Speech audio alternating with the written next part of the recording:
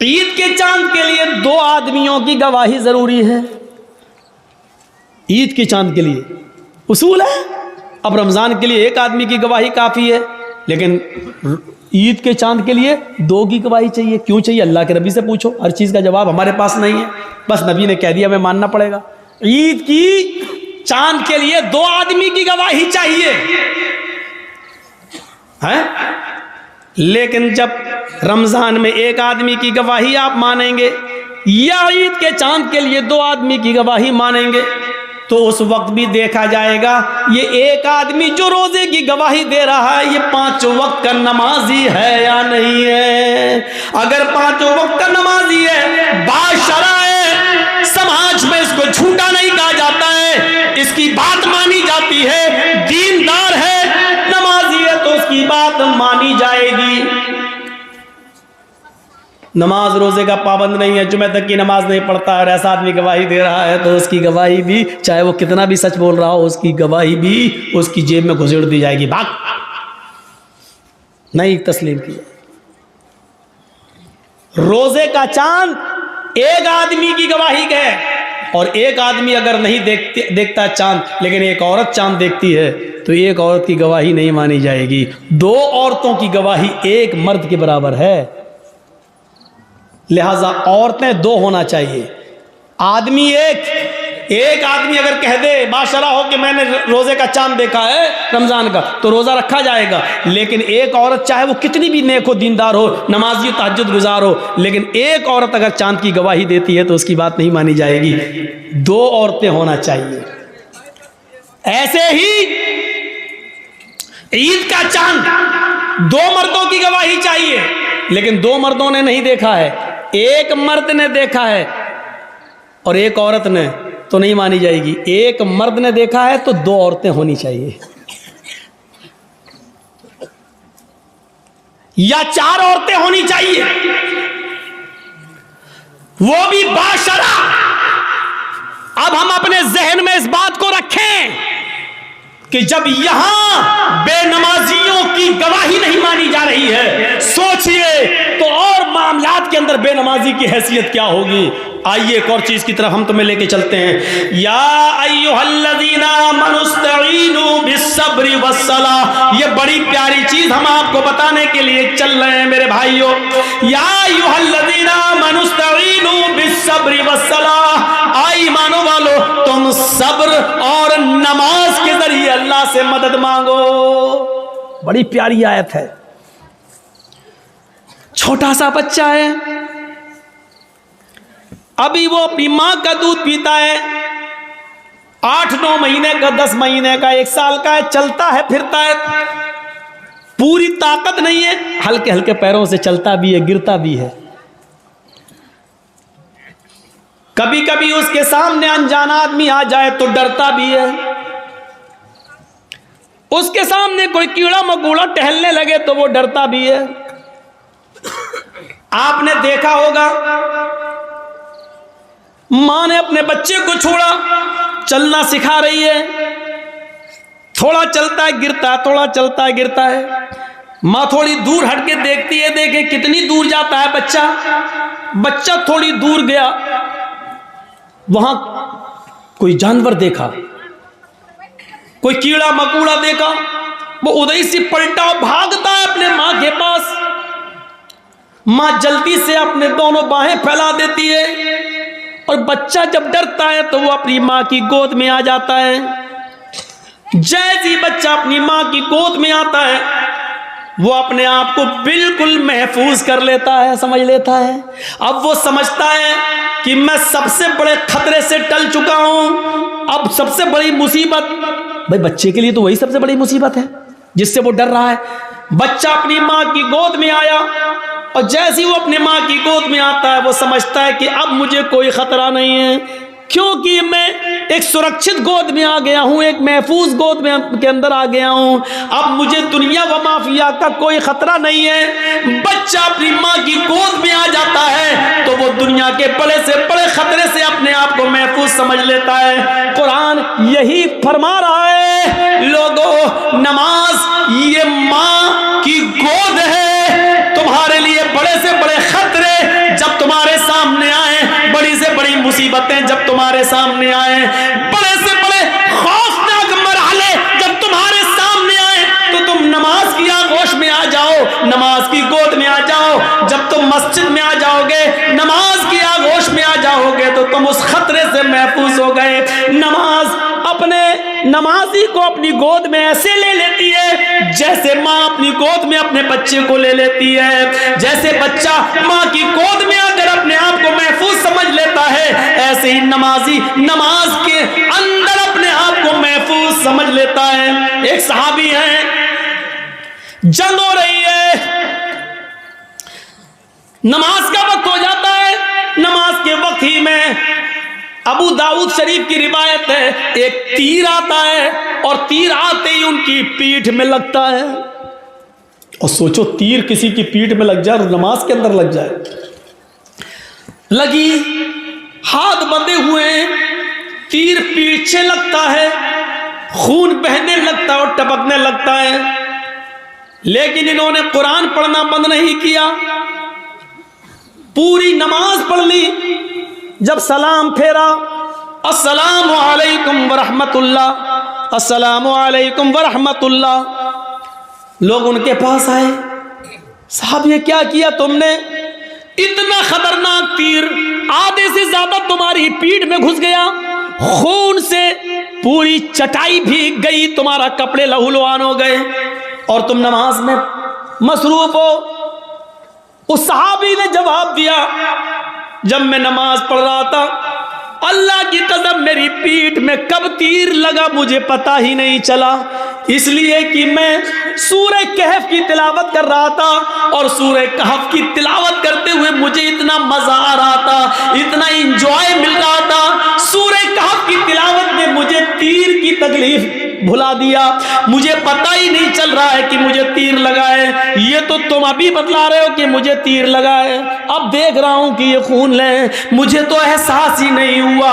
गौर कीजिए, कितना बड़ा खतरा था तीर का लगना और उनको पता ही नहीं, क्योंकि वो नमाज की गोद में थे, नमाज की आगोश में थे। सोचो मेरे प्यारे साथियों, आज हमारी भी नमाजें हैं, हम पढ़ते हैं और एक छोटा सा मच्छर काट ले तो हम जल्दी से गाल मसलने लगते हैं, मच्छर मारने लगते हैं, इसलिए कि हमें कुरान की तिलावत में मजा ही नहीं आता है। वो कह रहे हैं कि हम ऐसे सूरह कहफ पढ़ रहे थे, सूरह कहफ की तिलावत में मुझे इतना मजा आ रहा था, इतना एंजॉय आ रहा था कि मुझे पता ही नहीं चला कि मुझे कब तीर लगा। या अय्युहल्लज़ीना आमनुस्तईनु बिस्सब्रि वस्सलाह, ईमानो वालो तुम सब्र और नमाज के जरिए अल्लाह से मदद मांगो, सब्र और नमाज के जरिए अल्लाह से मदद मांगो। सब्र और नमाज के जरिए सब्र करो और नमाज आगोश में आ जाओ नमाज के। और जब तुम मांगो तो अल्लाह, जब नमाज पढ़ोगे तो अल्लाह तुम्हारी सब सुनेगा। हाँ, ऐसा भी हो सकता है कि नमाज के बाद तुम कुछ मांग रहे हो और अल्लाह नहीं दे रहा है, ये हो सकता है, तो इसमें घबराना नहीं चाहिए। नमाज भी पढ़ रहे हो, दुआ भी मांग रहे हो, या रब्बी या रब्बी या रब्बी, अल्लाह मुझे ये दे, मुझे ये दे, मुझे ये दे, लेकिन नहीं मिल रहा है। इसका यह मतलब नहीं कि आपकी नमाजें कबूल नहीं हो रही, इसका यह भी मतलब नहीं कि अल्लाह आपसे नाराज है। कभी ऐसा मत सोचना, नहीं दे रहा है तो वो जानता है कि क्यों नहीं दे रहा है, उसकी मर्जी है, उसी में भलाई हो सकती है। हमारा एक छोटा सा बच्चा है, उसको निमोनिया हो गया है, एक मिसाल दे रहा हूं, आपका एक छोटा सा बच्चा है, उसको निमोनिया हो गया है, नाक बह रही है, बुखार में तड़प रहा है, बार बार उसको प्यास भी लग रही है, डॉक्टर ने दवा दी है, ठंडी चीजों से मना किया है। जब आप उस बच्चे को लेकर दवा लेकर आ रहे हैं तो रास्ते में बर्फ बेचने वाला, आइसक्रीम बेचने वाला आइसक्रीम बेच रहा है और आपका बच्चा आइसक्रीम की जिद कर रहा है, पापा मुझे आइसक्रीम चाहिए, पापा मुझे आइसक्रीम चाहिए, डैड मुझे आइसक्रीम चाहिए, अब्बू मुझे आइसक्रीम चाहिए। मुझे ईमानदारी के साथ बताइए, आपका बच्चा बुखार की हालत में, निमोनिया की पोजीशन में आइसक्रीम मांग रहा है, क्या आप उसको आइसक्रीम दिलाएंगे? क्या आप उसको आइसक्रीम खिलाना पसंद करेंगे? नहीं, क्योंकि आप जानते हैं कि इस वक्त इसकी अगर मुराद मैंने पूरी कर दी तो मेरा बच्चा और ज्यादा बीमार हो जाएगा। आप उसके 1000 जिद करने के बावजूद आप उसको आइसक्रीम नहीं देंगे, जबकि आपको बुरा लग रहा है कि मेरा बच्चा बेचारा मांग रहा है। आप नहीं चाहते कि उसकी तमन्ना पूरी ना हो, आप चाहते हैं कि दिलाएं, लेकिन उसकी बीमारी बतला रही है आइसक्रीम उसके लिए नुकसानदेह है। आप बाप होते हुए भी अपने बच्चे को आइसक्रीम नहीं दिलाएंगे, क्योंकि आप जानते हैं कि मेरे बच्चे के लिए क्या अच्छा है क्या बुरा है। आप कहिए अल्लाह मुझे ये दे, मुझे ये दे, मुझे ये दे, और नहीं मिल रहा है तो नाराज मत होइए, क्योंकि आपका रब जानता है आपको क्या देना है और क्या नहीं देना है। वो क्यों नहीं दे रहा है आपको, इस पे अल्लाह ताला से शिकवा मत करिए, शिकायत मत कीजिए। हो सकता है उसका न देने में ही भलाई हो जो चीज आप मांग रहे हो। एक बादशाह ऐलान करता है, आओ मेरी रियाया, मेरी पब्लिक, जो मुझसे मांगेगी मुंह मांगे मैं उसको दूंगा। सारी की सारी पब्लिक एक मैदान में जमा हो जाती है और बादशाह जो पब्लिक मांगती जा रही है बादशाह देता जा रहा है। एक बुढ़िया एक खच्चर पे बैठ के आई, खच्चर गधे की तरह होता है, खच्चर पे बैठ के आई। बादशाह ने कहा, बुढ़िया तेरा बेटा है? कहा नहीं। पति है? कहा नहीं। कोई नहीं है? कहा नहीं। आए मेरे वजीर, इस बुढ़िया को 100 दीनार दे दो, 100 सोने की अशरफियां दे दो। बुढ़िया कहने लगी, नहीं, आप बेइंसाफी कर रहे हैं, सबसे पूछ रहे हैं कि बताओ क्या मांगते हो, और जो जो मांग रहा उसको आप देते जा रहे हैं, और मुझसे कह रहे हैं कि 200 अशरफी दे दो सोने की। नहीं, मुझे भी मुंह मांगे इनाम चाहिए। बादशाह ने कहा, बता तुझे क्या चाहिए? उसने कहा, जो खच्चर में लेके आई हूं इसके ऊपर इतना सोना लाद दो कि आसानी से लेकर मेरे घर तक पहुंच जाए। इस खच्चर के वजन के बराबर सोना। बादशाह ने कहा, देखो ये तुम गलत कर रही हो। क्या जवाब दिया उस बुढ़िया ने? आपने सबकी मुरादें पूरी की, मेरी भी करो। पब्लिक कहने लगी, हाँ बादशाह सलामत, आपकी बेइंसाफी, आप गलत कर रहे हैं, सबको मुंह मांगे दे रहे हैं, तो इस बुढ़िया ने भी जो मांगा उसको दो। बादशाह ने कहा, जाओ सोना लेकर आओ और इसके खच्चर पर लाद दो। सोना लाद कर खच्चर पर लेकर बुढ़िया चली गई घर। गांव के लोगों को पता चला, ओ सुनो बहुत सा माल आया, सोना मिला है बुढ़ी को। घर कमजोर था, रात में नकब लगाया, 2-3 चोर अंदर घुसे। बुढ़िया में ताकत ही कितने थी, एक ने पैर पकड़ा, एक ने गर्दन दबा दी, पकड़ा, खत्म। 1 मिनट भी नहीं लगा, बुढ़िया गई और सारा सोना वो लेकर भाग गए। सुबह हंगामा हो गया, बुढ़िया मारी गई, सोना चला गया। बादशाह ने सारी रियाया को फिर बुलाया, कहा लोगों क्या हुआ? कहा बुढ़िया मारी गई, सोना गायब। कहा देखो मैं जानता था, इसीलिए उसको 100 अशरफियां दे रहा था। मैं जानता था कि उस बुढ़ी को लालच है, इतना सोने का करेगी क्या, ना इतना खा पाएगी, उसकी जिंदगी में अब ज्यादा दिन भी तो नहीं रह गए, लेकिन उसके लालच ने उसको मार दिया। इसीलिए मैं उसको 100 सोने की अशरफियां दे रहा था, लेकिन आप लोगों ने मेरी मुखालिफत की। देखो मुझे मालूम था बुढ़िया इतना सोना नहीं संभाल सकेगी, इसलिए मारी गई।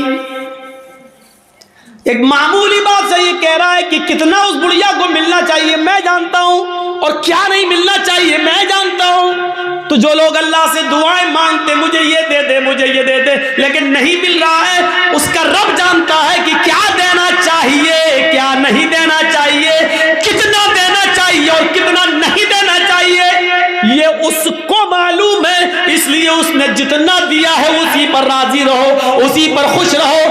ज्यादा माल तबाही और बर्बादी का बायस भी बन जाता है। कल मैंने बताया था, अल्लाह के नबी ने जब जन्नत में झांक कर देखा तो जन्नत में सबसे ज्यादा गरीब, फकीर और मिस्कीनों को देखा, और जहन्नम में झांक कर देखा तो सबसे ज्यादा औरतों को देखा। मेरे भाइयों अंदाजा लगाइए या अय्युहल्लज़ीना आमनुस्तईनु बिस्सब्रि वस्सलाह। नमाज एक माँ की तरह है। जिस तरह बच्चा माँ की गोद में आ जाता है तो अपने आप को महफूज समझता है, ऐसी बड़ी से बड़ी मुसीबतें जब हमारे और आपके ऊपर आए तो हम नमाज में मसरूफ हो जाएं। यकीन नहीं आता तो सुनो, इब्राहिम अलैहिस्सलाम अपनी बीवी सारा के साथ, सारा, हाजरा तो दूसरी है, सारा पहले थी, पहली बीवी कौन है? सारा। सारा के साथ जा रहे हैं और जालिम बादशाह के मुल्क में घुस जाते हैं। उस मुल्क को क्रॉस करना चाहते हैं। जालिम बादशाह के वजीरों ने लोगों को बताया, बादशाह को बताया, एक आदमी है, उसके साथ एक औरत है और बड़ी खूबसूरत है। बादशाह ने कहा अच्छा खूबसूरत है, कहाँ? बुला के लाओ। इब्राहिम और सारा बुला कर लाए गए। बादशाह ने पूछा ये तुम्हारी कौन है? इब्राहिम अलैहिस्सलाम ने फरमाया ये मेरी बहन है। इब्राहिम अलैहिस्सलाम ने ये सुन रखा था कि उस बादशाह को अगर ये कह दिया जाए कि ये मेरी बहन है तो भाई के साथ जब बहन को देखता है तो वो फिर हाथ नहीं लगाता है, छोड़ देता है। तो कह दिया कि बहन है। ये झूठ नहीं था। इब्राहिम अलैहिस्सलाम ने जब ये कहा कि ये मेरी बहन है तो इस हैसियत से कहा कि सारी दुनिया के मुसलमान आपस में भाई हैं और सारी दुनिया की औरतें बहन है। ईमानी रिश्ते से उनको अपना बहन दिल में नियत की थी। ईमानी रिश्ते से तो सभी बहन है, हर कोई एक दूसरे का भाई, एक दूसरे की बहन है। लेकिन चूंकि खूबसूरत इतनी थी हज़रत सारा कि बहन कहने के बावजूद भी उसकी नीयत ख़राब रही। उसने कहा इनको कहीं ले जाओ और सारा को ज़रा हमारे दरबार में लेके आओ। इब्राहिम अलैहिस्सलातु वस्सलाम अपनी बीवी से कहते हैं जाओ। इब्राहिम अलैहिस्सलाम को एक जगह रोक दिया जाता है। सारा को अकेले ले जाया जा रहा है और जब बादशाह के खुलवत में, बादशाह की तन्हाई में सारा को कर दिया जाता है तो बादशाह ने सारा ने दुआ मांगी, इलाहुल आलमीन, मैं अपने शौहर इब्राहिम की अमानत हूँ और आज तक मैंने तेरे दीन की कभी मुखालिफत नहीं की है। अल्लाह इस जालिम बादशाह से मेरी इज्जत व आबरू की हिफाजत फरमा। ये कहकर बादशाह ने जब उस सारा के ऊपर अपना हाथ बढ़ाया तो सारा की दुआ रंग लाई और सीने के पास आते आते हाथ रुक गया। ना आगे बढ़ रहा है, न पीछे हट रहा है, न नीचे हो रहा है, न ऊपर जा रहा है, यहीं पर आकर शल हो जाता है। जैसे ये सारा अलैहिस्सलाम है और ये उनके सीने का हिस्सा है, ऐसे उस पर पकड़ के हाथ मारा, ये बस यहाँ पर रुक गया। अब न आगे बढ़ रहा, न पीछे हट रहा, न इधर हो रहा, न इधर हो रहा। चीख कर कहता है सारा, तेरे पास कोई खुदाई ताकत है जो मेरे हाथ को मजबूती के साथ पकड़े हुए है? अल्लाह से दुआ कर, मैं वादा करता हूं कि मैं तुझे हाथ नहीं लगाऊंगा। हजरत सारा ने दुआ की और बादशाह का हाथ सही हो गया। फिर नीयत खराब हो गई उसकी, पता नहीं, हो सकता है ऑटोमेटिक हो गया हो। उसने दोबारा हाथ बढ़ाया तो दोबारा फिर हाथ वहीं पर रुक गया, हजरत सारा के थोड़ा पास। शल हो गया, ना आगे ना पीछे, न दाएं ना बाएं। अरे सारा एक बार और दुआ कर दे, इसके बाद हम तुझे कभी हाथ नहीं लगाएंगे, मैं छोड़ दूंगा। उसने फिर दुआ कर दी, अल्लाह इसको ठीक कर दे, सही हो गया। लेकिन कहते ना, इतनी खूबसूरत थी कि उसका दिल मुतमईन नहीं था।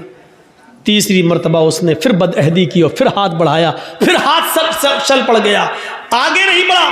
कहता है कि मैं कसम खाता हूं अपने रब की, जिसको वो रब मानता था, मैं अपने माबूद की, अपने खुदा की कसम खा के कहता हूं अब हाथ नहीं लगाऊंगा, मुझे आखिरी बार माफ़ कर दे और दुआ कर। सारा ने फिर दुआ की, उसने छोड़ दी और अपनी लौंडी जानते हो, खादिमा, खिदमत करने वाली, जो उस बादशाह की लौंडी थी, खादिमा, खिदमत करने वाली, हाजिरा, उसने वो लौंडी सारा को दे दी कि ये तुम ले जाओ और ये तुम्हारे रास्ते में काम आएगी, इसको मैं तुम्हें दे रहा हूं बतौर गिफ्ट। हजरत सारा जब हाजरा को लेकर आई तो पूछा कि मेरे शौहर इब्राहिम कहाँ हैं?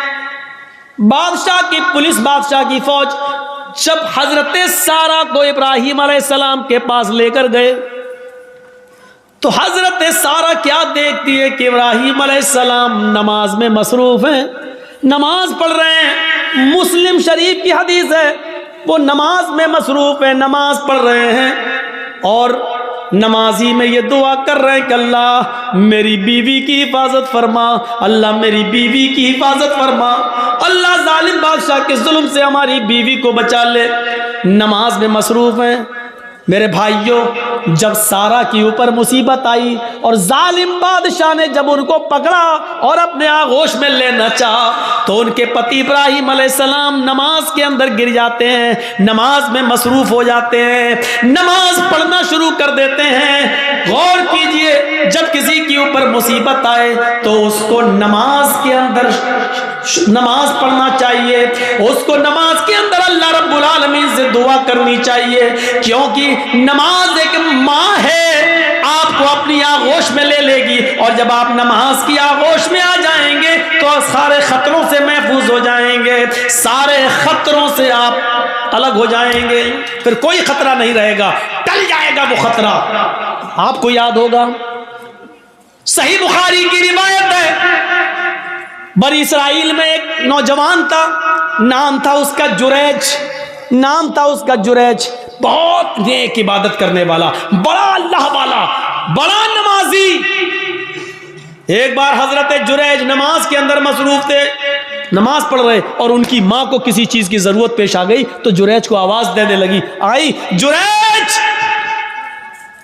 जुरैज कहते हैं अल्लाह मैं नमाज में हूं और पीछे मेरी माँ आवाज दे रही है। जुरैज ये कहते हैं अल्लाह मैं क्या करूं, मैं नमाज में और मेरी माँ पीछे आवाज दे रही है। फिर उसने तीसरी आवाज दी, जुरैज, लेकिन जुरैज ने कोई जवाब नहीं दिया, वो नमाज पढ़ते रहे। चौथी बार जुरैज की माँ के मुंह से ये जुमला निकला, जुरैज तूने मेरी आवाज सुनकर भी अनसुना कर दिया। आय अल्लाह, जुरैज उस वक्त तक न मरे जब तक कि वो किसी बदकार औरत का मुंह न देख ले। आय अल्लाह, जुरैज को उस वक्त तक तू मौत मत देना जब तक कि जुरैज किसी बेशरम और बेहया औरत के साथ हम बिस्तरी न कर ले, उसके साथ जिना न कर ले। मां की बद्दुआ थी, मां ये बद्दुआ देकर चली गई।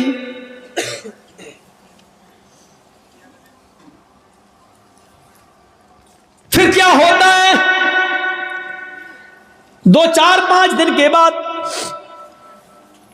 एक औरत जुरैज के माबत में जहां वो इबादत करते थे उसी में गुजरा था, उसी हुजरे में खूबसूरत औरत आती है और जुरैज से कहती है, जुरैज उदनु मिन्नी, आओ मेरे करीब आओ और मुझसे जिना करो।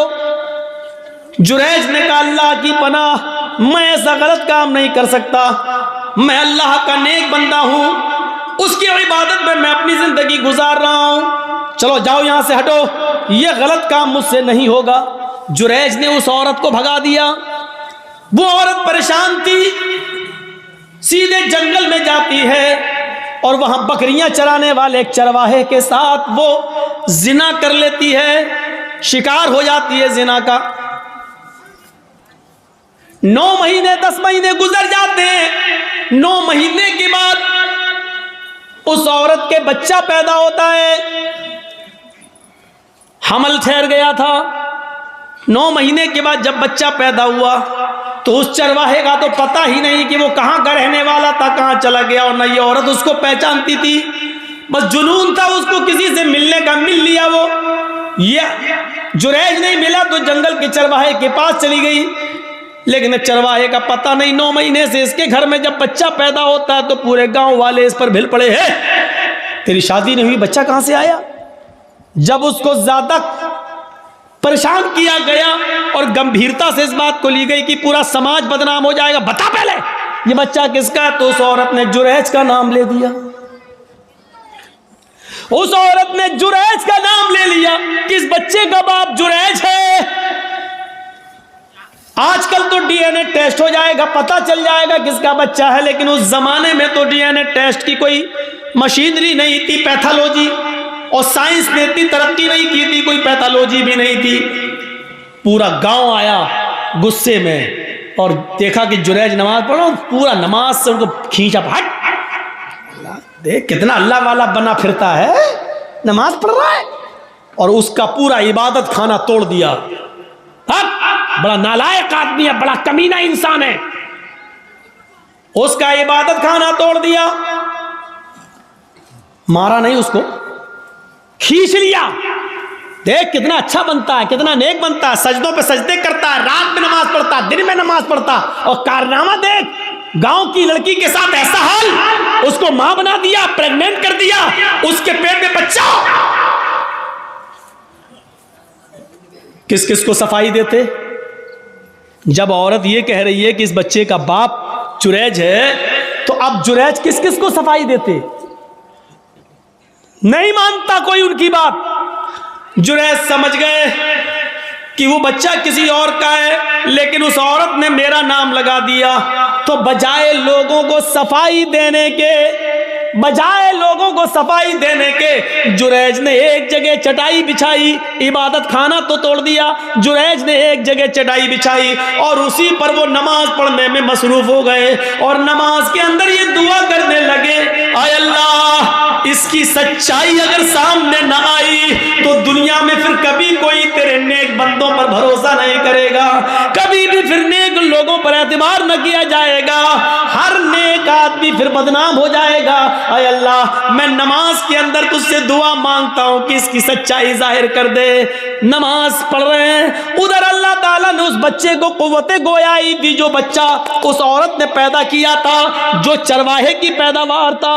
वो बच्चा जोर जोर से कहने लगा, आए गांव वालों, आए गांव वालों, आए समाज वालों, मेरी मां झूठ बोल रही है, मैं जुरैज का बेटा नहीं हूं, मेरा बाप फला जंगल का फला चरवाहा है, जो फला फला बस्ती में रहता है, मेरी मां ने उसके साथ जिना किया था, मैं उस बाप की, उस चरवाहे की औलाद हूं, मैं जुरैज का बेटा नहीं हूं, जुरैज ने मेरी मां के साथ कुछ नहीं किया। जब वो बच्चा जोर जोर से बोलने लगा, इस बच्चे के जोर से बोलने की वजह से लोगों को यकीन आ गया कि इस औरत ने झूठा जुरैज का नाम लिया है।